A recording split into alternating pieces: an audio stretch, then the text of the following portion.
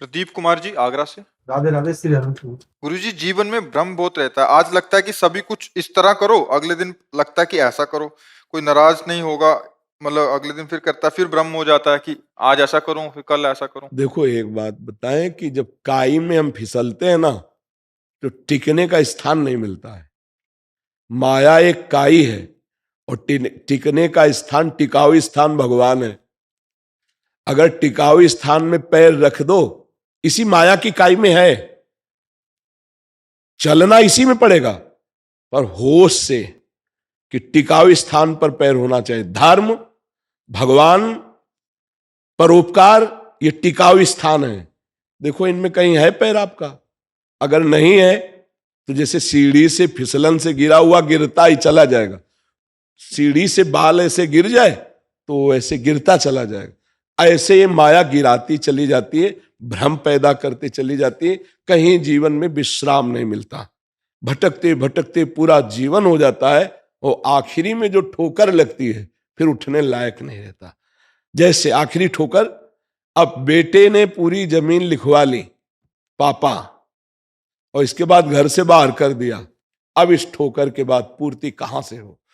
अब वो न राम जप सकता है न कृष्ण जप सकता है, क्योंकि जीवन भर उसके लिए किया, उसको पाला पोषा, प्राणों की ताकत लगा दी, और अब उसी ने तिरस्कार कर दिया। वो उसी के मोह में फिर भी पागल, मरेगा तो उसी का चिंतन करके। इसलिए हमारी प्रार्थना, टिकाऊ पैर जमाओ, जो नाम प्रिय नाम जप करो और धर्म पूर्वक आचरण करो। अधर्म से कमाया हुआ धन तुम्हारे परिवार की बुद्धि बिगाड़ कर तुम्हें कष्ट देगा। लिख लो कागज में। धर्म से 100 रुपया लेके आओगे, पूरे परिवार के साथ बैठकर मुस्कुराते हुए नमक रोटी खाओगे, चैन से जी लोगे, चैन से सो जाओगे। बहुत ज्यादा पाप करोगे तो मर्सिडीज खरीदोगे और पूरे परिवार सहित उसी में बंद होगे और सो जाओगे। समझ गए? खिड़की नहीं खुलेगी, उसी में भुन जाओगे। देख लो संसार का खेल, आप आंख खोल करके देख लीजिए। हमारी जो बात है वो कड़वी जरूर लगती होगी, लेकिन पक्की समझ लो आप। धर्म से चलोगे, साइकिल से चलोगे, स्वस्थ रहोगे। अधर्म से चलोगे, हेलीकॉप्टर खरीद लोगे, ऊपर ही उड़ जाओगे। अधर्म का खेल जो है वो ऊंचे चढ़ाता है और बहुत ऊंचे से पटक देता है, और सब ऊंचाई में जाना चाहते हैं। सच्ची ऊंचाई है धर्म पूर्वक चलना। पक्का समझ लो। ए भाई, ज्यादा मत उड़ो, धर्म से चलो, नाम जप करो, बुजुर्गों की सेवा करो, शास्त्र स्वाध्याय करो, तो तुम्हारे जीवन में शांति आ जाएगी। ये जो हमारी फिसलन है ना, जो भ्रम है, जो संशय है, जो क्लेश है, अशांति है, अगर रुपया मिटा दे कभी तो हमें बता देना। ये रुपया मिटाने वाला नहीं, ये भगवान मिटाने वाले हैं। हाँ, तब लगी कुशल न जीव कहूं, सपने हूं मन विश्राम, जब लगी भजत न राम कहूं, शोक धाम तज काम। राम राम जपो, कृष्ण कृष्ण जपो, राधा राधा जपो, शराब मत पियो, दूसरी माता बहनों की तरफ गंदी दृष्टि से मत देखो, मांस मत खाओ, चोरी मत करो, जुआ मत खेलो, और धर्म से चलो। देखो, मुस्कुराते मिलोगे आप। पूर्व का पाप भले आके कष्ट देना चाहे तो भी मुस्कुराओगे। हे मालिक, मैं आपसे प्यार करता हूं, आप जो भेजोगे दुख या सुख हम उसको सहेंगे, किसी से शिकायत नहीं करेंगे, पर धर्म से चलेंगे। यहां श्री जी की ऐसी कृपा है कि छोटे किसान से लेकर के बड़े पदों तक सबसे मिलना जुलना होता है। लेकिन आपको सच्ची बताए, आग सबको जला रही है, ये हम अंदर की बात बता रहे हैं आपको। सब अशांत हैं, सब परेशान हैं। यहीं बैठकर यहीं प्रश्न हुआ था कि समाज का सम्मान, रुपया, परिवार सब कुछ है, पर मैं जल रहा हूं आज। हर समय मैं भयभीत रहता हूं कि मरूंगा तो फिर क्या होगा। खास बात अब पकड़ में आई आपकी। अब जलने का समय नहीं, अब जाने का समय। अब भी समेट लो, अब भी राधा राधा बोल लो, अभी काम बन जाएगा। अगर आखिरी श्वास है और राधा बोले और चले गए तो काम बन गया। बेटे के बहाने से नारायण पुकारा तो परम पद मिल गया, और जानबूझ के राधा बोलोगे तो तुम्हारा कल्याण नहीं हो जाएगा। ए भाई, बिल्कुल नहीं सोच रहा है कि मुझे कोई भ्रम परास्त कर सकता, संशय परास्त कर सकता है। आपको जो नाम प्रिय नाम जप करो, पर धर्म से चलो। चाहे जहां हो, तुम्हारा कोई कर्तव्य है, तुम किसी के पुत्र हो, किसी के पिता हो, किसी के पति हो, नाना प्रकार के कर्तव्य है। इन कर्तव्यों के लिए धन चाहिए, उसके लिए धर्म पूर्वक कमाओ और परिवार का पोषण करो और नाम जप करो, देखो आनंद आ जाएगा। अगर हृदय में बात आ जाए, नाथ सकल संपदा तुम्हारी और मैं सेवक समेत सुत नारी, तो इसी जन्म में भगवत साक्षात्कार हो जाए नाम जप करते हुए। तो धैर्य से चलो, और कोई उपाय नहीं फिसलन से रुकने का। ये बड़े बड़ों को फिसलाती चली जाती है। गुरु जी पूजा पाठ में क्या रहता है, जैसे हम हनुमान जी के मंदिर भी जाते हैं, माता के भी जाते हैं। हमारी खास बात रहती है आपका चिंतन क्या हो रहा है। बाहर से तो मंदिर जा रहे हो, इस मंदिर में क्या चल रहा है, इसमें झाड़ू लगाओ, इसमें पोछा लगाओ, इसमें दीपक जलाओ। अगर यहां दीपक नहीं जला तो बाहर जला के आए हो, अंधकार वाले काम करोगे है। बाहर बोलोगे ओम जय जगदीश हरे, भगवान भी बहुत चतुर है। सच्ची हम लोग भगवान से भी छल कपट करते हैं। जब एक बार कह दिया कि ओम जय जगदीश हरे है, प्रभु तन मन धन सब तेरा, क्या लागे मेरा स्वामी, क्या लागे मेरा, तेरा तुझको। अब बताओ, अर्पण किया कुछ नहीं। बाहर आके मैं मेरा तय तेरा, तो कहते हैं यार तुम हमारे सामने भी झूठ बोल गए तो मुझे लगता है मंदिर जाओ, फिर थोड़ा हृदय के मंदिर में भी कभी झांक कर देखो, कूड़ा करकट कितना जमा है। यहां भी तो भगवान विराजमान है, थोड़ा यहाँ ज्ञान रूपी झाड़ू लगाओ, थोड़ा यहाँ ज्ञान रूपी दीपक जलाओ, थोड़ा यहाँ नाम चिंतन करो तो प्रकाश हो। गोस्वामी जी कह रहे राम नाम मणि दीप धर, जीह दे हरि द्वार, तुलसी भीतर बाहरो, जो चाह सजिया। यदि बाहर भी आनंद चाहते हो, अंदर ज्ञान का प्रकाश चाहते हो, तो राम राम राम राम अपनी जीव से नाम जप करो, नाम जप करो। करते हो नाम जप? मैं तो हनुमान जी की बहुत बचपन से ही सेवा कर रहा हूँ। हम कह रहे हैं हनुमान जी को प्रिय क्या है? हाँ वही हम समझाना चाहते, हनुमान जी महाराज को राम राम। हाँ, सिया राम सिया राम सिया राम से। फिर देखो हनुमान जी प्रसन्न हो जाएंगे, जहां भी बैठो वही हनुमान जी आ जाएंगे। यत्र यत्र रघुनाथ कीर्तनम तत्र तत्र कृतमस्त कांजलम, वाष्पवारि परिपूर्ण लोचनम, मारुतिम नमत राक्षसांतकम। जहां जहां तुम सिया राम राम राम बोलोगे, हनुमान जी वहीं आके आंसू बहाने लगते हैं, क्योंकि प्रेमी है ना राम नाम के। तो मुझे लगता है कि नाम जब किया जाए तो सब ठीक हो जाएगा। क्यों? हाँ, खूब सिया राम राधे श्याम राधे श्याम। शिव मंदिर में, अगर शिव मंदिर में गए, राम मंदिर में गए, हनुमान मंदिर में गए, और काली मंदिर में गए, लक्ष्मी मंदिर में गए, गणेश मंदिर में गए, वहां जाके श्री राधा श्री राधा श्री राधा चकाचक है। क्योंकि ये नाम केवल अलग है, रूप अलग है, तत्व एक ही है। सुनार के पास गले का हार ले जाओ, कान का कुंडल ले जाओ, नाक के बेसर ले जाओ, और यहाँ कलाई का कंगन ले जाओ, कमर की करधनी ले जाओ, दाम में कमी थोड़ी होगी। वो केवल सोना देखता है, तुम्हारे कंगन और कुंडल ये सब नहीं देखता, वो केवल सोना देखता है। ऐसे ही जितने नाम लिए ये सब सच्चिदानंद भगवान उसी रूप में विराज। और हमारा तो प्राणधन राधा राधा, यदि आप राधा राधा कह रहे हो, चाहे जहां चले जाओ मंगल ही मंगल आपका होगा। समझ पा रहे हैं जी? लेफ्टिनेंट कर्नल प्रेम सिंह जी अयोध्या से। जी राधे राधे प्रभु जी, आपके चरणों में कोटि कोटि प्रणाम। महर्षि, जीवन में सत्कर्म करने पर भी मन में आकांक्षा रहती है कि भगवत कृपा होगी कि नहीं। क्या ये हमारे सत्कर्म में कोई कमी है, या परिणाम को भगवत इच्छा पर मान आपने लें? सत्कर्म किसे मान रखा है? जो अपनी इच्छा से प्रभु जी, जो सही मुझे लगता है। नहीं, अपनी इच्छा से सही नहीं लगता है। तस्मा शास्त्रम प्रमाणम ते कार्याकार्यो व्यवस्थित। गीता जी में भगवान ने कहा, सही तो तुम्हें व्यभिचार भी लग सकता है, मन है, मन कभी भी अपनी इच्छा को सही करवा लेता है, तभी तो पापाचरण होता है। मन के अनुसार नहीं चला जाता। तस्मात् शास्त्रम प्रमाणम ते कार्याकार्यो व्यवस्थित हो। क्या कार्य है, क्या अकार्य है, क्या विधि है, क्या निषेध है, इसका शास्त्र प्रमाणित कार्य होना चाहिए। जो शास्त्र प्रमाणित विधान के अनुसार कार्य होता है उसे सत्कर्म कहते हैं, और जो शास्त्र के विपरीत होता है उसे असत्कर्म कहते हैं। अब आप पहले देखिए कि आपके कार्य शास्त्र प्रमाणित हैं, आपके जन्म, आपके कर्म, आपके पद, आपकी व्यवस्था के अनुसार कार्य हो रहे हैं जो शास्त्र आज्ञा करता है। यदि हाँ, तो उसके साथ अच्युत भावना, भगवत भावना है। यदि हाँ, तो ऐसा हो ही नहीं सकता। नहीं तो भगवत भावना विहीन हर सत्कार्य केवल शुभ कर्म होता है। शुभ कर्म और अशुभ कर्म ये दोनों बांधने वाले होते हैं, इसलिए शांति को प्राप्त नहीं होता है। अवश्य में भोक्तव्यम कृतम कर्म शुभा अशुभम, शुभ या अशुभ कर्म दोनों को भोगना होता है। शुभ कर्म सुख रूप में आते हैं, अशुभ कर्म दुख रूप में आते हैं। दोनों मायाकृत हैं, वो टिकाऊ सुख नहीं है, वो टिकाऊ दुख नहीं है। सत्कर्म जो भगवत चिंतन युक्त होता है, भगवत भाव युक्त होता है, वो प्रसन्नता प्रदान करता है। मन प्रसादे परमात्म दृष्टि, जिस समय मन प्रसन्न होता है तो उसकी दृष्टि परमात्ममयी होती है। ब्रह्मभूता प्रसन्नात्मा न शोचति न कांक्षति समा सर्वेषु भूतेषु मद भक्तिम लभते पराम। वो पराभक्ति को प्राप्त महापुरुष ना कोई शोक ना कोई उसके अंदर आकांक्षा, वो अखंड प्रसन्न रहता है जो भगवत चिंतन युक्त सत्कर्म शास्त्र सम्मत करता है।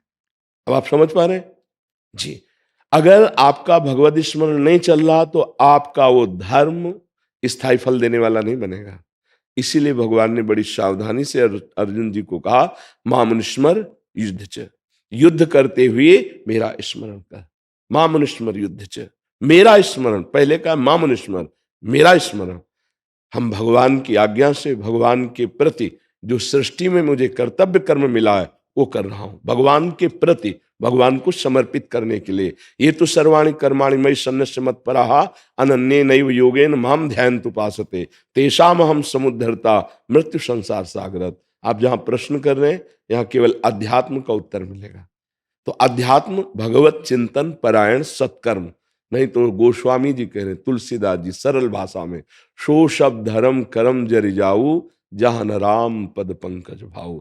यदि भगवान के चरणों का स्मरण नहीं, भगवान से प्रीति नहीं, तो धर्म कर्म में आग लग जाए वो किस काम का। आप समझ पा रहे? फिर आपको संशय कैसे है? बाबा जी, एक कार्य के लिए हम हैं जो कि बिल्कुल निष्काम उससे कर रहे हैं, तो कभी कभी लगता है जिनके अगेंस्ट कर रहे हैं वो बड़े पावरफुल लोग हैं। भगवान से भी बढ़कर? नहीं, बिल्कुल नहीं। फिर आपको संशय कैसे हो गया? आप तो भगवान के प्रति कर रहे हैं, भगवान की प्रसन्नता के लिए कर रहे हैं, फिर आपको संशय कर? भगवान से बढ़कर तो कोई है नहीं ना। विजयश्री उनका नाम है और वो हर कार्य बड़ी प्रवीणता से अपने जनों के करवाते हैं। हाँ, आपका कहीं आध्यात्मिक उन्नति में अहंकार बाधक है तो आपको परास्त भी करवा देंगे। वो पराजय से अहंकार नष्ट होता है, अहंकार नष्ट होने से सच्ची विजय की प्राप्ति होती है। हो सकता है ऐसी कोई लीला वो करे, अन्यथा संशय नहीं करना। कोई पावरफुल हमें परास्त कर सकता है ऐसा पैदा ही नहीं हुआ। ऐसा पैदा है जिसमें जितना भी बल है मेरे भगवान के द्वारा दिया हुआ है, वो महाबली है। उनसे ज्यादा बलवान कौन हो सकता है? आग को पी गए, जिस समय दावानल में बछड़े गाय ग्वाल बाल सब जलने लगे, उन्होंने पुकारा, हे कृष्ण। ऐसे ब्राह्मणोष मुखमाशित बाहु राजन्य कृता, मर्दन कर दिया कालिया के फणों में नृत्य करते हुए। 7 वर्ष के कन्हैया 7 दिन रात 21 किलोमीटर के गिरिराज जी को उठा लिया।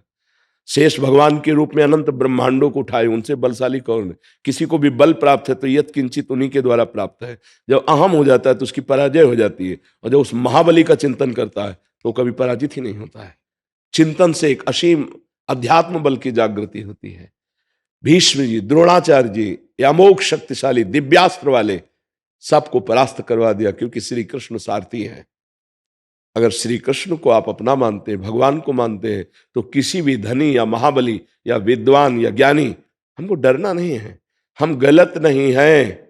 हाँ, हमारा बस शब्दों का ध्यान रखना, हमारा कहीं अहंकार है तो उस अहंकार की निवृत्ति के लिए हमारे साथ भगवान पराजय की लीला करवा सकते हैं।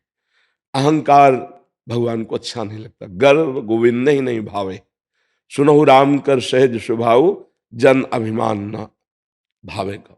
भगवान को जब देखा गरुड़ जी महाराज की अपनी पीठ पर मैं ढो रहा हूं, तो त्रिभुवन पति भगवान से महान बलि कौन हो सकता है? इसका मतलब मैं सर्वश्रेष्ठ बलि हूं। जी भी ऐसा भाव आया तो भगवान अंतर ध्यान हो गए और एक हाथ उनके ऊपर ऐसे रखा, महाभारत में लिखा हुआ है। तो गरुड़ जी जैसे छोटा सा पक्षी से समुद्र में गिर गए। वो हाथ रखा ही रहा, डूबने लगे। तब पुकारा, हे हरि, ये कौन है जो मुझे परास्त कर दिया? तो उनका और कोई नहीं है, मेरा केवल कर कमल है। तुम जो समझते हो कि मैं भगवान को बैठाल के चलता हूं, तो मैं अपनी ही सामर्थ्य में बैठता हूं, तुम्हारी सामर्थ्य में नहीं। तुम्हारी सामर्थ्य तो हमारे एक पंजे को रखने की नहीं है। तो हमारे अंदर जो भी ज्ञान है, जो भी बल है, जो क्रिया शक्ति है, वो श्री भगवान की दी हुई है। और हम श्री भगवान की प्रसन्नता के लिए सृष्टि कार्य धर्मयुक्त दैन्य होके करे, कोई पराजय नहीं, कोई परास्त नहीं कर सकता है। अध्यात्म तस्मा शास्त्र प्रमाण। मनमानी तो कुछ भी बोला जा सकता है, कुछ भी सोचा जा सकता है, उसका कोई महत्व नहीं है। समझ पा रहे हैं आप? अविनाश त्यागी जी, राधे राधे। गुरुदेव आपके चरण कमलों में कोटि कोटि नमन। गुरुदेव भगवान, तीनों शरीर नाशवान है और आत्मा पर कोई बंधन नहीं है, तो हमें किसे माया से मुक्त करना है? अर्थात वास्तव में ये मैं है कौन जिसे मुझे माया से मुक्त कराना है? नाम जप करो, ब्रह्मचर्य से रहो, साधना परायण रहो, मल हटेगा, समझ में आ जाएगा। जैसे जल निर्मल हो और शांत हो, अचंचल हो, तो आप देख सकते हैं जल के नीचे क्या है। ऐसे स्थूल शरीर, सूक्ष्म शरीर, कारण शरीर, अर्थात ये जो देख रहे हैं ढांचा, इसके अंदर मन बुद्धि चित्त अहंकार 5 ज्ञान इंद्रियां और जो स्वभाव, जीव का स्वभाव, इस पे हम आसक्त हो गए हैं। मैं बातें बनाना अलग की बात भैया, आप अपने को शरीर ही देख रहे हैं, आप अपने मन की मांग को अपनी मांग मान रहे हैं, आप इंद्रियों की चेष्टाओं को अपनी चेष्टाएं समझ रहे हैं, आप स्वभाव को अपना समझ रहे हैं। बहुत टेढ़ी खीर है इन तीनों शरीरों से हट जाना। इसीलिए तीनों शरीर सहित हम भगवान की शरण में होते हैं। हम जैसे हैं श्री भगवान के हैं। भगवान कह रहे हैं सर्वधर्मान परित्यज्य मामेकम शरणम ब्रज। तो अहम तो हम सर्व पापेभ्यो मोक्षयिष्यामि मा शुचा, मैं तुम्हें पवित्र करूंगा। और जहां पवित्र हुए तो मम दर्शन फल परम अनुपा जीव पावनिज सहज स्वरूपा। निर्मल जल में, शांत जल में नीचे क्या दिखाई देता है, अपने स्वरूप का अनुभव हो जाएगा। नाम जप करो, संयम से रहो, दूसरों की सेवा करो, किसी भी तरह से किसी को कष्ट ना पहुंचने पावे, फिर कुछ ही दिन में देखो आपको कैसा अनुभव होता है। क्योंकि शरीराभिमान बातों से नहीं हटता है। हम कह जरूर हैं कि हम तीनों शरीर नहीं, लेकिन स्थिति कहाँ है? इन्हीं शरीरों में है। आप देख लो ना, सर्दी लगती है ना तो किसको लगती है? शरीर को लगती है ना। स्पर्श त्वगेंद्री का विषय है, गर्म या ठंडा त्वगेंद्री को लगता है। एक इंजेक्शन लगा दिया जाए, त्वगेंद्री को चेष्टाहीन कर दिया जाए, जिसे शून्य कहते हैं, तो यहां से हाथ काट दिया जाए, कोई फर्क नहीं पड़ेगा। अगर हम मंत्र के द्वारा, भजन के द्वारा अपने मन को प्रभु में लगा दिया, तो पूरे शरीर से राग हटा सकते हैं। भयानक कष्ट की दशा होने पर भी कोई कष्ट नहीं है। शरीर राग हटाना कोई खिलवाड़ समझते हो? तो शरीर राग सहित प्रभु की शरण में चले जाओ, क्या बाधा पड़ जाएगी? वो शरीर राग हटा देंगे, बहुत जल्दी हटा देंगे। नाम जप कीजिए, सत्य शास्त्रों का स्वाध्याय कीजिए, दूसरों की सेवा कीजिए। शरीर मिला है सेवा करने के लिए, दूसरों को सुख पहुंचाइए, दूसरों की सेवा कीजिए। अभी देखो बुद्धि पवित्र होने लगेगी। किसी ऐसे की जिसकी कोई सेवा न कर रहा हो, उसमें आप अपने शरीर को लगा दीजिए, निष्पाप होने लगोगे। निष्पाप पुरुष शरीर राग रहित होता है, पापी पुरुष शरीर आसक्त होता है, भोगी होता है, उसको इंद्रियों के भोगों में ही सुख लगता है। निष्पाप पुरुष आत्मानंद में मगन होता है, परमात्मानंद में मगन होता है। हमारा स्वरूप हमारे प्रभु का स्वरूप है, इतना भी अंतर नहीं है, ध्यान रखना। पर इसमें फंसकर हमारी दुर्गति हो गई है, शरीर राग में। जब हम एक औषधि के बल से इस त्वगेंद्री को चेतना शून्य कर सकते हैं, तो अगर आप शरीर नहीं है तो सर्दी किसको लगती है, गर्मी किसको लगती है, मान किसको लगता है, भूख किसको लगती है, प्यास किसको लगती है? आपको थोड़ी लगती है। फिर इनका प्रभाव आप पर नहीं होना चाहिए। समय आया, कोई कपड़ा पहना दिए, कोई हटा दिया तो हटा दिया, कोई भोजन रख दिया तो अभ्यास भोजन दिया, उसको न भूख है, न प्यास है, न गर्मी है, न सर्दी है, न मान है, न अपमान है, न जन्म है, न मृत्यु है। वो है हमारा स्वरूप। वायवास्त्र, अग्नेयास्त्र, वरुणास्त्र की ताकत नहीं कि हमारे स्वरूप को छू सके। फिर सांसारिक अस्त्र शस्त्रों की तो बात जाने दो। समझ पा रहे हैं आप? नैनम छिन्नन्ति शस्त्राणि नैनम दहति पावका न चैनम क्लेदेन त्यापो न शोष्यति मारुता। पर हम बचपन से अभ्यास किए भोगों का, अब बात करें शरीर राग त्याग की तो केवल बात ही रहेगी। अब एक उपाय है, मामेव ये प्रपद्यन्ते माया में ताम तरन्ति ते। भगवान की शरण में हो जाओ और उनका नाम जप करो, अच्छा आहार करो और अच्छा व्यवहार करो, बस धीरे धीरे ठीक हो जाएगा। वो कृपा कर दे तो कह रहे तेषाम हम समुद्धरता मृत्यु संसार सागरात, मैं उसे मृत्यु संसार सागर से पार कर देता हूं। यहां तैर के पार जाना बहुत कठिन है। बड़े बड़े मगरमच्छ लील जाएंगे, काम क्रोध लोभ मोह मद मत्सर। ईमानदारी से बताओ, काम सताता है, क्रोध आता है, लोभ आता है, तो कहां हो? स्वरूप में हो या शरीर में हो? तुम सच्चाई से चलने वाले हो, इसीलिए हाँ कर दिया। और इसीलिए हम आपको कह रहे हैं कि भगवान की शरण में हो जाओ। इस पर विजय प्राप्त करना अब बस की बात नहीं रह गई। अब जिन्होंने रचा है, जिन्होंने बांधा है, अब वही छोड़ेंगे। यद्यपि कोई ग्रंथि नहीं है, पर इसके लिए हमें प्रकाश चाहिए। जैसे रस्सी में सांप का भ्रम हो गया, तो अब हमको इतनी जोर की टार्च चाहिए कि सीधे वहां पड़े और मुझे रस्सी दिखाई दे, सांप नहीं। तब तो भ्रम नष्ट होगा। या वहां कोई पहुंचा हुआ खड़े होकर बोले, ए देख ये रस्सी है, सांप नहीं, तो मेरा भ्रम नष्ट हो जाए। अभी भ्रम हो गया कि मैं शरीर हूं, भ्रम हो गया स्त्री पुरुष, दुख सुख लाभ हानि। सच्ची बात मानिए, या तो पहुंचा हुआ कोई सदगुरु मिले, या स्वयं में ज्ञान की टार्च इतनी जोर की हो जाए, जो भगवान कह रहे हैं वासुदेवाश्रमित समहात्मा सुदुर्लभा, सर्वत्र श्री भगवान है। ऐसा जिसको अनुभव हो गया वही महात्मा दुर्लभ महात्मा है। भगवान के सिवा आप खुद किसी का आदर नहीं करते। देख लीजिए, जैसे प्रिय पत्नी है, उसके अंदर से भगवान चले गए तो आप उसको रख सकते हैं? कह दिया जाए एक रात और रख लो, गले लगा लो, डर लगेगा उस कमरे में जाने में। पूछा जाए क्यों? बोले वो जो था वो तो चला गया। उसको जानते थे जो था? नहीं। इस शरीर को जानते थे? हाँ। तो फिर जो जिसको हम जानते नहीं वो चला गया, हमें परेशानी क्या? और जिसको जानते हैं बोले नहीं वो तो चला गया। मतलब अनजाने में भी प्यार भगवान से कर रहे थे, अनजाने में भी आदर भगवान का कर रहे थे। इसलिए भगवान का आश्रय लेकर नाम जप करो। केवल कोरी ज्ञान की बातों से माया को नहीं काटा जा सकता। बारी मथे घृत होए बरु, सिकता ते बरु तेल, बिनु हरि भजन न भवतरी, या सिद्धांत पेल। पानी मथने से भले घी निकल आवे, बालू पेरने से भले तेल निकल आवे, असंभव। लेकिन ऐसा हो सकता है तो हो जाए, लेकिन बिना भजन के इस संसार से तर जाए ऐसा कोई पैदा नहीं हुआ। गोस्वामी जी का चैलेंज है, विनिश्चितम बदामि तेन अन्यथा वचांस में। क्या जाता है राधा राधा राधा राधा राधा। कोई नशा न करो, कोई गंदे आचरण न करो, नाम जप करो, दूसरों की सेवा, दूसरों में भगवान की भावना करके, माता पिता परिवार, खूब मेहनत करो, पैसा कमाओ, उनको सुख दो धर्म पूर्वक, अभी बुद्धि शुद्ध हो जाए। अब पैसा तो कमाया जा रहा है अधर्म पूर्वक, भोजन तो पाया जाता है अभक्ष पदार्थ, क्रियाएं तो की जाती है मनमानी, चिंतन तो किया जाता है विषयों का, राग द्वेष का, तो हाथ क्या लगा? ये तो सब असत है। अभी कुछ दिन बाद शरीर छूट जाएगा। एक से एक हुए हैं, एक से एक महाबली हुए हैं जो दोबारा ऐसे पैदा नहीं हो सकते। कैलाश को ऐसे उठाया भगवान शंकर पार्वती जी सहित और 20 बार ऐसे किया।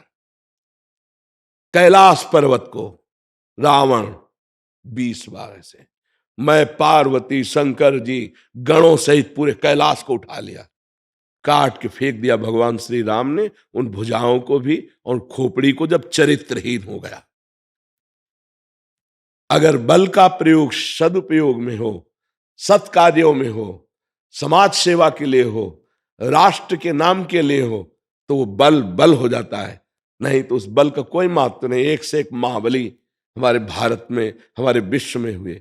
हिरण्यकश्यप त्रिभुवनपति, आप विचार करके देखिए, महाबली एक से एक हुए हैं। हमें चाहिए कि हमें जितना बल मिला है उससे दूसरों को सुख दे, दूसरों के कर्तव्य का नाश ना करते हुए उनके कर्तव्य पालन में सहयोग करें और अपने कर्तव्य का पालन करें। ऐसा आज हमारी समाज बिगड़ती चली जा रही है। आप देख लो ना, आंख खोल के देखो ना। अगर आप वास्तविक आनंद और सुख लेना चाहते मानव देह का, तो दूसरों को सुख दो, दूसरों के कर्तव्य का पोषण करो और अपने कर्तव्य का पालन करते हुए नाम जप करो। देखो मंगल हो जाएगा, मंगल हो जाएगा। जी। अमोल पवार जी महाराष्ट्र से। राधे राधे। राधे राधे महाराज जी। जय हरि विठल भगवान। महाराज जी आपके चरणों में कोटि कोटि प्रणाम। महाराज जी मैं अज्ञानी ये समझ नहीं पा रहा हूं कि जब हम नींद में होते हैं तो हम स्वप्न देखते हैं, वैसे ही ये पूरा जगत मिथ्या है, ये भी एक स्वप्न है। अगर ये स्वप्न है तो नींद में कौन है और ये स्वप्न कौन देख रहा है? कृपया पूरा अज्ञान का को दूर पूरा जागृत स्वप्न सुषुप्ति ये सब मायाकृत है। देखने वाले हम ही हैं और बनने वाले भी हम ही हैं। जैसे स्थूल शरीर शैया में सोया हुआ है, स्वप्न शरीर में ये भान नहीं है किसी को भी, लेकिन वो है ना। स्वप्न शरीर में जो भी हमने सुख या दुखप्रद घटनाएं देखी, सुखद घटना या दुखद घटना, जो भी हमने समाज देखा, उसमें व्यक्ति भी थे, स्थान भी था, वस्तु भी थी, अनुकूल या प्रतिकूल। जब हम जगे तो स्थूल शरीर का भान हुआ, तो स्वप्न शरीर मिथ्या हो गया ना। स्वप्न में थे तो स्थूल मिथ्या हो गया, और जब गाढ़ सुषुप्ति में गए तो स्वप्न और स्थूल दोनों मिथ्या हो गए। और जब जागृत की अवस्था में हम होते हैं तो देह भाव से हम स्त्री पुरुष जड़ चैतन्य अच्छा बुरा सुख दुख ये देखते हैं, ये भी मिथ्या है। क्योंकि एक सच्चिदानंद भगवान ही अपने आप को इन सब रूपों में बनाए हुए हैं। सत्य बात यह है, बहुत बड़ा गेम है नहीं। गुरुजनों की कृपा से इस खेल से मुक्त हुआ जाता है। तो आप ही स्वप्न में वस्तु बन गए, आप ही व्यक्ति बन गए। जो मन है वो अनुकूल बन गया, वही प्रतिकूल बन गया। वहां न कोई वस्तु थी न व्यक्ति थी। ऐसे ही जागृत में हमारी कल्पना, हमारी भावना, हमारा पूर्वाभ्यास राग द्वेष स्त्री पुरुष जड़ चैतन्य ये देख रहा है।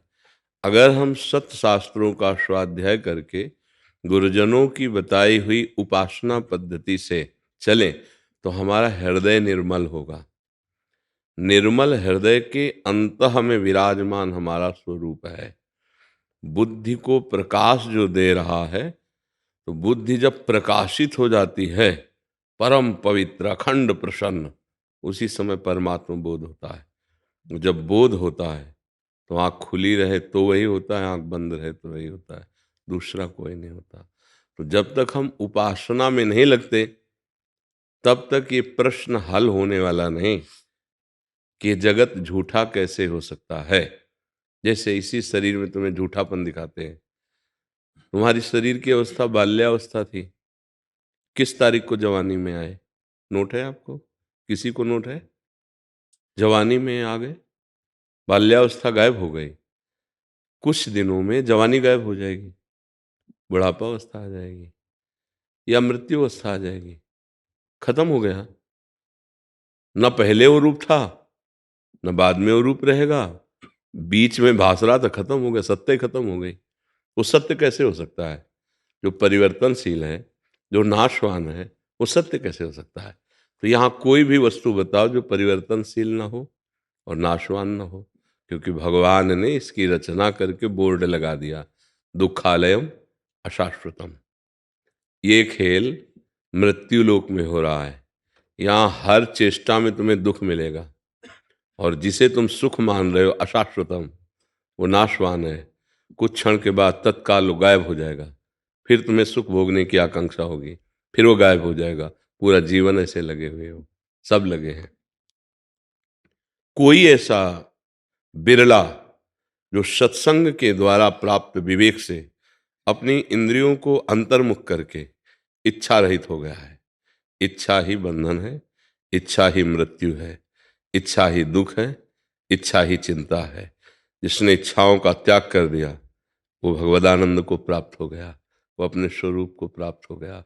जाही न चाहिए कबहू कछु, तुम शन सहज स्नेह, बसहु निरंतरतासुर सोरावुर निज गेह। जिन्हि राम तुम प्राण प्यारे, तिनके मन शुभ सदन तुम्हारे। तुम्हि छाड़ी गति दूसरी नाही, बसहु राम तिनके मन माही। आपको छोड़कर जिसके अंदर कोई गति नहीं, कोई चाह नहीं, जिसे कुछ नहीं चाहिए, आपसे केवल प्रेम है, उसके हृदय में आप निरंतर प्रकाशित हो जाते हैं, निरंतर विराजमान हो जाते हैं। अब जागृत स्वप्न सुषुप्ति अवस्था भगवदाकार रहती है। स्वप्न में भी प्रभु में, सुषुप्ति में भी प्रभु में, और जागृत में भी प्रभु में। जब तक हम प्रभु को भूलकर जागृत और स्वप्न और सुषुप्ति में विचर रहे, तो मिथ्या जीवन जा रहा है, ये नष्ट जीवन है, ये शाश्वत नहीं हो सकता। जब जागृत और स्वप्न सुषुप्ति स्फुरत में राधा पदादत छटा, वैकुंठे नरके अथवा मम गतिर नान्यास्तु राधाम बिना। अब बात बन गई, जग रहा है तो राधा, सो रहा है तो राधा राधा। आप कहोगे सुषुप्ति में भजन कैसे होता है? अभ्यास में।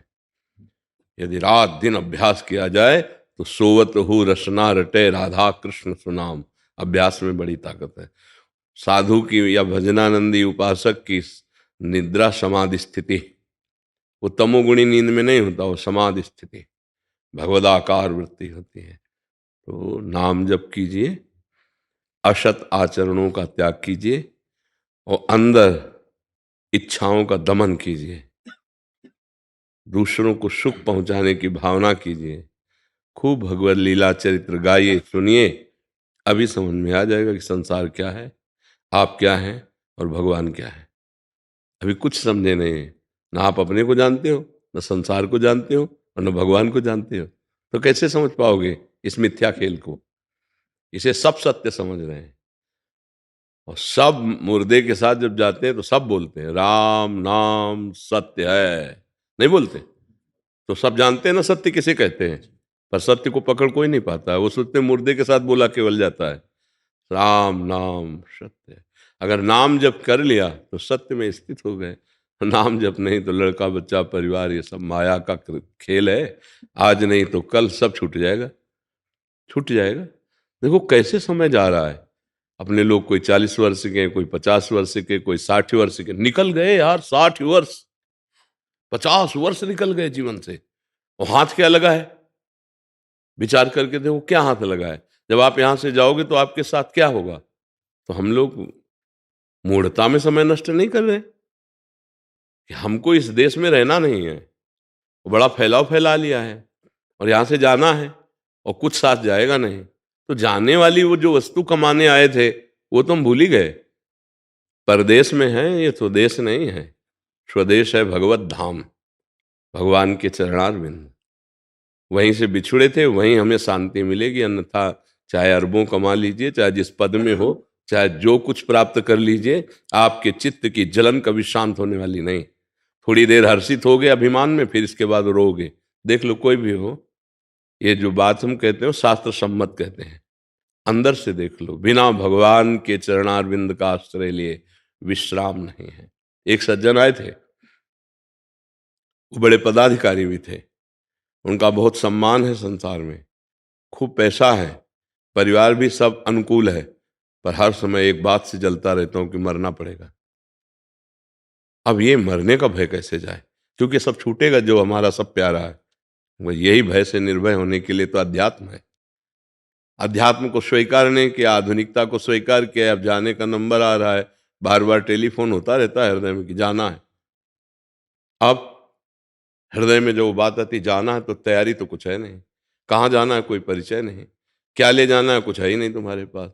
जो सब हैं वो सब छूट जाने वाले हैं, तो डरोगे नहीं और क्या होगा।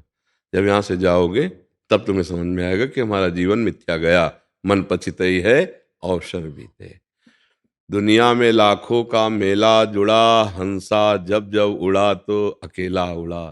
तो झूठा खेल था ना, अकेले गए ना, कोई साथी तो नहीं, कोई पैसा नहीं, कोई पद नहीं, कोई वाहवाही नहीं तुम्हारे साथ गई, सब यहीं। और यहाँ कोई किसी को प्यार नहीं करता। तुम मरे 2-4 दिन में परिवार वाले भूल जाएंगे, पड़ोसी भूल जाएंगे, अपने अपने सब राग में लगे। हम सोचते हैं हमारा नाम हो जाए। अरे बड़े बड़े चक्रवर्ती सम्राट हुए, उनका तो नाम कोई लेता नहीं। भगवान का नाम लेने के लिए तैयार नहीं, तुम्हारा कौन नाम लेगा। तो मूढ़ता त्याग करके, अहंकार विमूढ़ आत्मा करता हमिति मन्यते, मैं ऐसा किया, मैं ऐसा करूंगा, इस मूढ़ता का त्याग करके नाम जप करे, भगवान के आश्रित हो, तो समझ में आ जाएगा कि ये मिथ्या है। एक बार जनक जी ने एक स्वप्न देखा कि स्वप्न में उनका राज्य छिन गया और भिक्षुक बन गए और कई दिन के भूखे हैं। उन्होंने मांग करके दाल और चावल एकत्रित किया और उसको उबालने लगे। एक मिट्टी के पात्र में जंगली लकड़ियां बीन करके, वो खिचड़ी पक ही रही थी कि इतने में 2 सांड लड़ते हुए आए और वो सब माठ फूट गया खिचड़ी। तो बहुत व्याकुल हो गए भूख से, एकदम आँख खुली तो राजशैया पर उनका शाम के तो भोजन पाके फिर भूख कहाँ से थी। राज्य का ऐसा सुंदर राजा की सैया, फिर वो भिक्षुक कहाँ से। वो पीड़ा भूख की, वो व्याकुलता, वो निर्धनता, और वो खिचड़ी पकाए फूट गई, इसके बाद जो व्याकुलता, तो वह सत्य कि यह सत्य। अब सभा में आए बड़े बड़े विद्वान बैठे, तो वह सत्य कि यह सत्य। अब कोई वाह का मतलब समझ ही नहीं पा रहा था, और कुछ नहीं बोल रहे थे, बस इतना ही बोल रहे थे, वह सत्य कि यह सत्य। कोई उत्तर नहीं दे पा रहा। तो उनका आदेश था कि जितने यहाँ ब्रह्म ऋषि जब तक उत्तर नहीं देंगे, अब राजा है, तब तक सबको सुविधा मिलेगी, पर हमारे बंदी गृह से बाहर नहीं जा सकते, नजर कैद। आप सबको सुविधा मिलेगी, सम्मान मिलेगा, पर आप अपने घर नहीं जा सकते। तो कौहर नाम के ऋषि थे, उनके पुत्र श्री अष्टावक्र जी थे, बच्चों के साथ खेल रहे थे। बहुत ही विद्वान और परम प्रवीण थे। बाल्यावस्था में क्या, गर्भावस्था में ही अपने पिता को टोक दिया था। अशुद्ध वेद का उच्चारण जरा सा हो गया तो टोक दिया। तो उन्होंने अपनी पत्नी से कहा, कौन टोका? तो बोले गर्भस्थ शिशु ने। बोले इतना वक्र है, मैं शाप देता हूं अष्टवक्र हो जा। तो 8 जगह से टेढ़े पैदा हुए थे। पिता को एकदम क्रोध आ गया, मेरे वेद पढ़ने में टोक दिया। इसलिए वो बच्चों के साथ खेल रहे थे, तो बच्चों ने कहा, बड़े प्रवीण बनते हो तो राजा जनक की सभा में तुम्हारे पिता बंदी, छुड़ा के लाओ ना। माँ के पास गए, माँ ने कहा, अरे नहीं, हम तुम्हें नहीं छोड़ सकती, क्योंकि वहां जो जाता है नजर कैद हो जाता है। तो पैर छुआ और कहा, एक बार मुझे जाने दीजिए। नवीन अवस्था थी, जे अब 8 जगह से टेढ़े, जे वहां गए तो सभा में हंसी हो गई। तो कहा, राजा जनक, बिल्कुल नवीन कैशोर अवस्था है अभी अष्टावक्र जी। अय जनक, तेरी सभा को तो सुना था ज्ञानियों की सभा है, पर यहाँ हड्डी और मांस का परीक्षण करने वाले बहिर्मुख लोग बैठे हुए हैं। उनका आप हमारी सभा को ऐसे निंदनीय शब्दों से नहीं कह सकते। बोले हंसी क्यों सभा? तो बोले आपके तो वो शरीर का ढांचा देखा ना, तो मांस और हड्डियों को ही तो देखा, स्वरूप को देखा क्या? सब सन्न रह गए कि एक बालक पूरी सभा का मुंह बंद कर दे। बोल जनक, तेरा क्या प्रश्न है? टेढ़े 8 जगह से, नवीन अवस्था, सबके होश उड़े हुए थे, कौन है कौन है, क्या तेरा प्रश्न है? बोले यह सत्य कि वह सत्य? बोले ना यह सत्य ना वह सत्य। बोले प्रमाणित कीजिए। बोले जब जागृत में थे तो राजा थे, जब स्वप्न में थे भिखारी थे, जब आप जगे तो भिखारीपना मिथ्या हुआ, और जब आप स्वप्न में थे राजापना मिथ्या हुआ। ना ये सत्य है ना वो सत्य है। चरणों में गिर गए और गुरु बनाया। सुखदेव जी के गुरु जनक जी और जनक जी के गुरु अष्टावक्र जी, ऐसे महान ब्रह्मवेत्ता। उनका जितनी देर में घोड़े की रकाब पर पैर रखकर घोड़े पर चढ़ा जाता है, इतने में तेरे को ब्रह्मबोध करा देंगे, ऐसे महापुरुष। तो ना ये सत्य है ना वो सत्य है।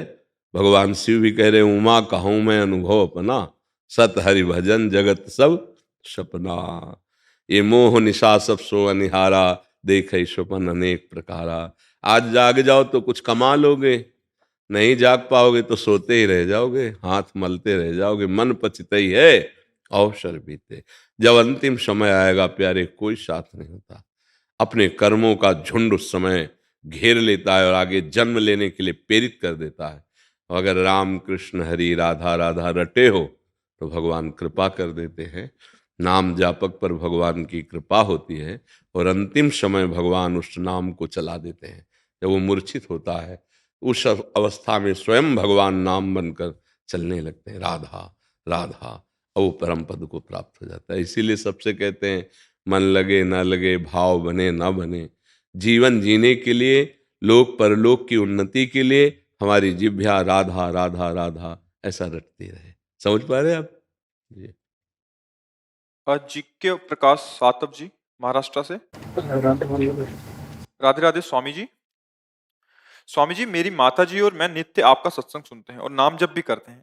महाराज जी, मेरा प्रश्न है, जैसे कि हम मां नर्मदा जी की पैदल परिक्रमा करते हैं जो कि लगभग 3,500 किलोमीटर की है, उसे पूरा करने के लिए 4-5-6 महीने लगते हैं। उसमें कुछ नियमावली है कि साथ कुछ पैसे नहीं रखने, किसी से भी कुछ मांगा ना जाए, अगर कोई सामने से दे भी तो ये भाव रखें कि मां नर्मदा जी का प्रसाद समझकर उसे ग्रहण करना है। महाराज जी, आपने सत्संग में बताया था कि गृहस्थ आदमी को तीर्थ यात्रा करते समय भंडारे का या नहीं मुफ्त तो में मिला हुआ भोजन ये नहीं। विरक्त के लिए नियमावली, गृहस्थ के लिए नहीं।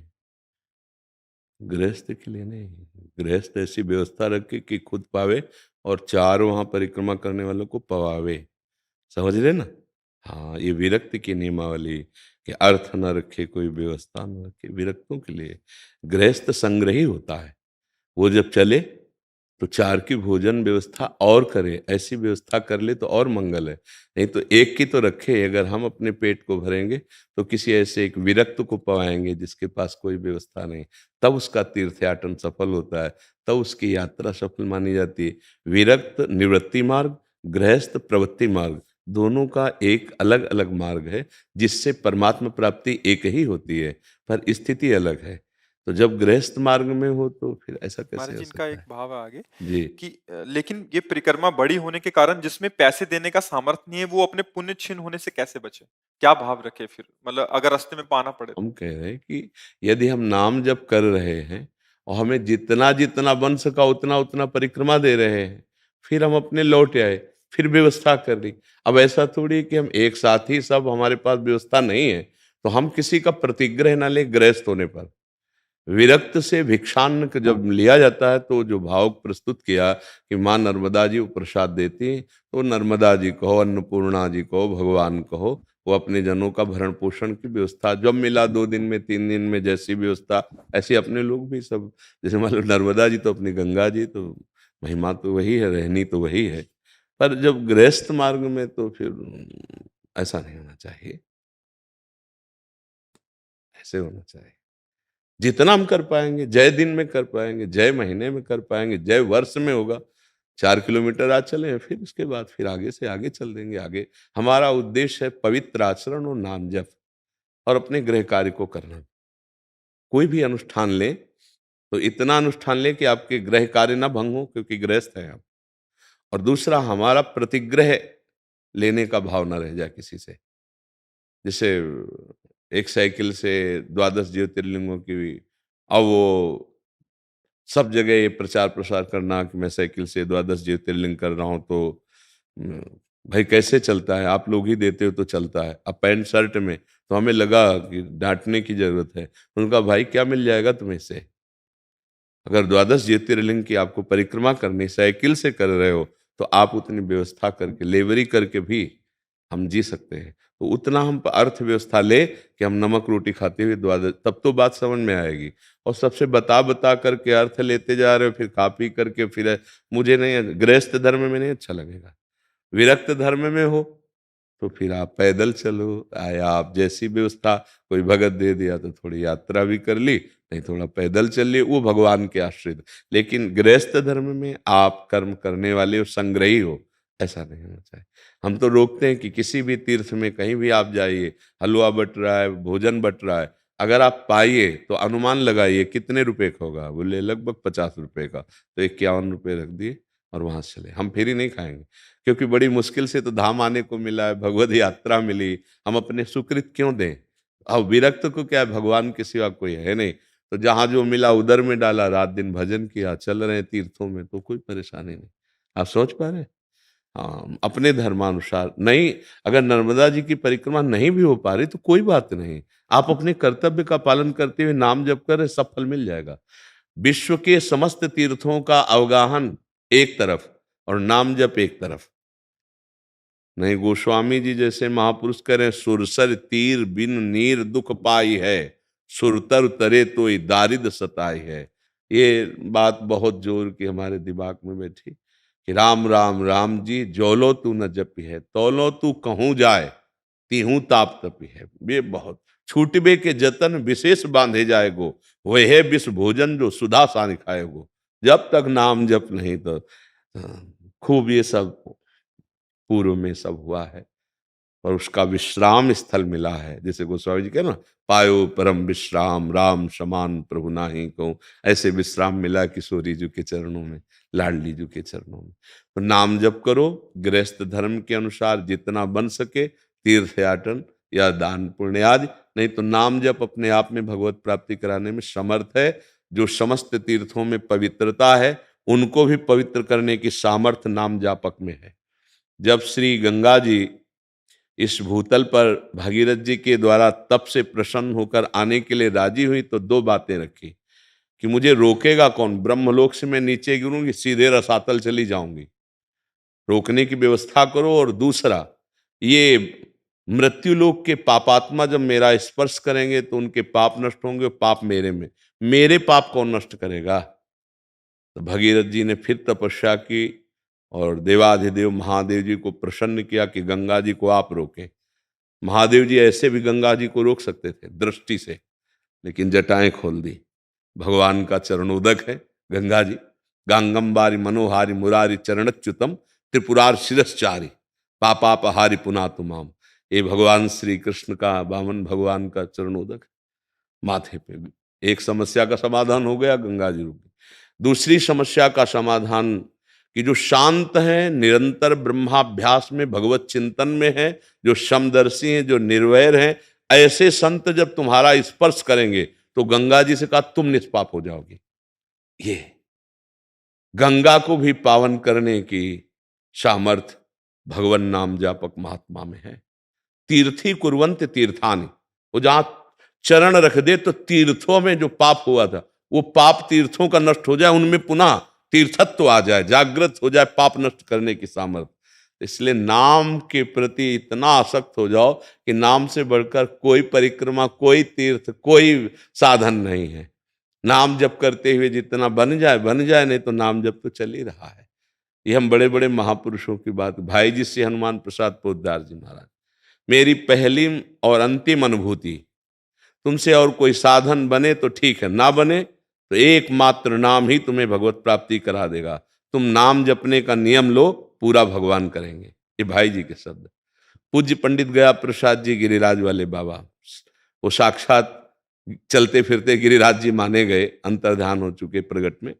उनके वचन, यदि आ लाला ने तुमको भजन करिबे को समय दियो तो अब यासो कछु न मांगियो। बाबा का मतलब इससे बढ़कर और कुछ प्रभु के पास नहीं। यदि तुम्हें नाम जपने की रुचि और समय दे दी तो इससे बड़ा कुछ और प्रभु के पास नहीं, मतलब बहुत बड़ी वस्तु मिल गई। तो ऐसे नाम जप करते हुए, और स्वयं गृहस्थ हैं तो हम अपने भरण पोषण की व्यवस्था करके फिर हम जो अनुष्ठान करें वो अनुष्ठान, जो ना बने तो राधा राधा राधा राधा, अपने कर्तव्य का पालन करो, नाम जप करो। जब हम भगवत समर्पित होकर नाम जप करते हैं तो एक एक कदम प्रदक्षिणा होती है, हर बात स्तोत्र होता है, सोना समाधि बन जाता है, शयन करना समाधि बन जाता है। सच्ची मानिए, हर क्रिया भगवत पूजा बन जाती है जब हृदय से समर्पित होकर हम नाम जप करते हैं। जो करते हैं वो सब भगवत स्वरूप हो जाता है। अब लौकिक कामनाओं की पूर्ति के लिए, सकामता के लिए, फिर वो अनुष्ठान दूसरा हो जाता है। लेकिन यदि हम भगवत प्राप्ति के लिए, तो समर्थ है नाम भगवत प्राप्ति के लिए। और कैसे, अपवित्र पवित्रो वा सर्वावस्थांगतोपि वह यह स्मरेत पुंडरीकाक्षम सवायाभ्यंतरा शुचि। वो वाय और अभ्यंतर दोनों जगह से पवित्र हो जाता है। जो अरविंदाक्ष कमल नयन भगवान श्री हरि का नाम जप करता है, स्मरण करता है, बस सब शास्त्रों का सार है।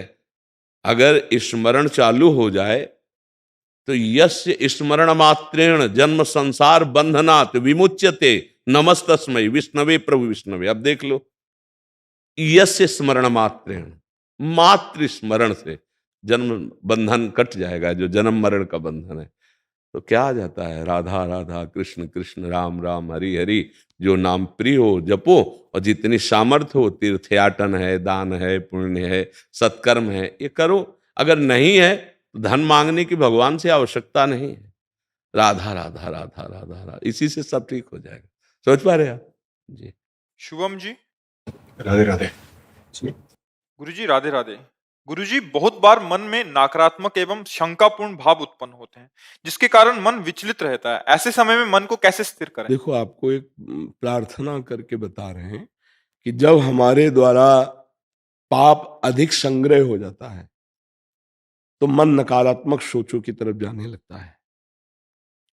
जब बहुत अधिक हो जाता है तो मन यही हमारे हाथ से हमारा नाश करा देता है कि अब जीना बेकार है, बड़ी अशांति है, जहर खा लेते हैं, शरीर नष्ट कर देते हैं। देखो ना, ऐसा होता है। अगर सुधार करना चाहते हो तो बहुत जल्दी सुधार हो जाएगा। किसी ऐसे की सेवा कर दो जो बीमार हो, असमर्थ हो, उसमें भगवत भावना करके और नाम जप शुरू कर दो। देखो, नकारात्मक सोच खत्म हो जाएगी। तो हम आपसे प्रार्थना करते हैं, कभी कोई ऐसा पशु पक्षी मनुष्य दिखाई दे जिसकी कोई सेवा नहीं कर रहा है, और आप सेवा कर दीजिए और नाम जप कीजिए, फिर आप देखिए नकारात्मक सोच खत्म हो जाएगी। जब हमारा हृदय निर्मल होता है ना, तो ऐसे सुंदर भाव आते हैं, ऐसी सुंदर कल्पनाएं आती हैं, ऐसे सुंदर स्वप्न आते हैं, ऐसी सुंदर चेष्टा होती कि हम आनंदित होते हैं और दूसरों को आनंद मिलता है। जब हमारे पाप बढ़ जाते हैं तो नकारात्मक सोच ऐसी बढ़ती है कि दूसरों को कष्ट मिलता है हमारी चेष्टा से, हमारी स्थिति से, और हम तो जलते ही रहते हैं। नाम जप और दूसरों की सेवा, ये दो बातें इतनी जोर की हैं कि आप चाहे जितने बड़े डिप्रेशन में हो, आपको जल्दी ठीक हो जाएंगे। औषधि जब तक आपको समझ में नहीं आ रहा, विश्वास नहीं आ रहा, औषधि ले लीजिए, लेकिन सही माने में मन को ठीक करने के लिए ये सेवा है। दूसरे किसी की सेवा बन जाए और नाम जप हो जाए, मन ठीक हो। देखो, तन की प्रारब्ध भोग की अवस्थाएं आती हैं, उनको भोगना पड़ता है, लेकिन मन अगर प्रसन्न है तो तन को क्या फर्क पड़ेगा। आज जो भटकाव हो रहा है समाज में, नई पीढ़ी हमारी जो बर्बाद हो रही है, बस हमारे प्राण चाहे निकल जाए, ये सुखी हो जाए, ये समृद्ध बने, ये बुद्धि इनकी स्वस्थ हो। ये बुद्धि जो अस्वस्थ हो रही है उसको तो हम क्या है, हर समय उत्साहित रहते हैं, हर समय आनंदित रहते हैं। जब ये होता है कि बुखार है, हम नहीं चलेंगे, तो जहां समय आया रात्रि के 12:30 बजे फेंक दिया कंबल अपनी ड्यूटी में। ये ड्यूटी जानते हो, हमें पावर मिल रहा है, हमें पेमेंट मिल रही, हम हर समय आनंदित रहते हैं। तो यदि आप किसी की सेवा कर पाए, वयोवृद्ध, बीमार या किसी पशु पक्षी की ऐसी दशा हो जो आपकी सेवा की आवश्यकता हो, और आप नाम जप करें, बहुत जल्दी ठीक हो जाएगा। पकड़ोगे आप ये बात? आप आगे फिर कभी आना, दर्शन देना, फिर बताना आपको कैसा लगता है। आज से नाम पकड़ो। क्या नाम जप करोगे?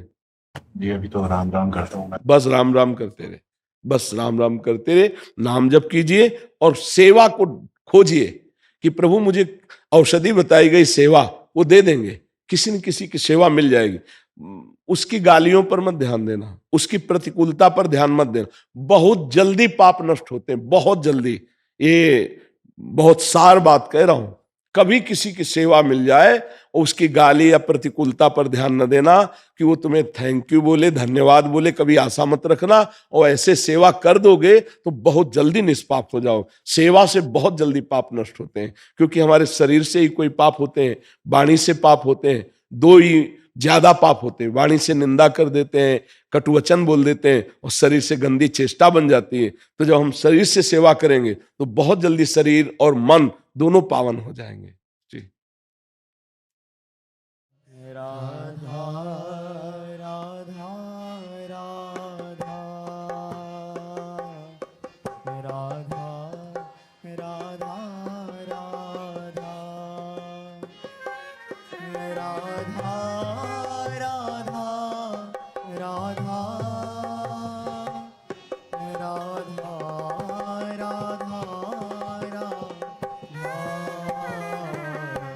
राधा राधा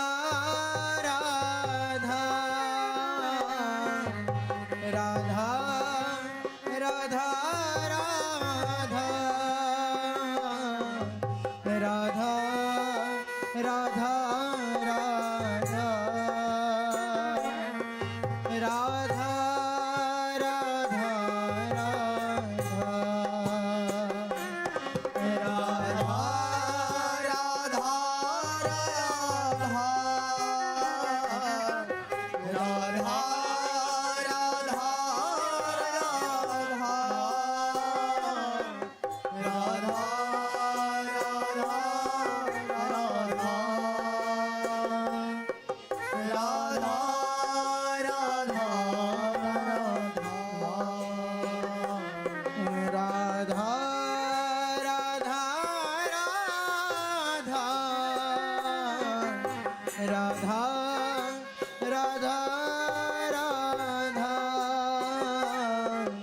राधा राधा